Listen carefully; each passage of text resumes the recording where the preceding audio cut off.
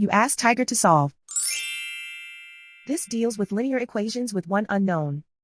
The final result is m equals 4. Let's solve it step by step. Simplify the expression. Expand the parentheses. Multiply the coefficients. Simplify the arithmetic. Expand the parentheses. Group like terms. Simplify the arithmetic. Group all constants on the right side of the equation. Subtract 12 from both sides. Simplify the arithmetic.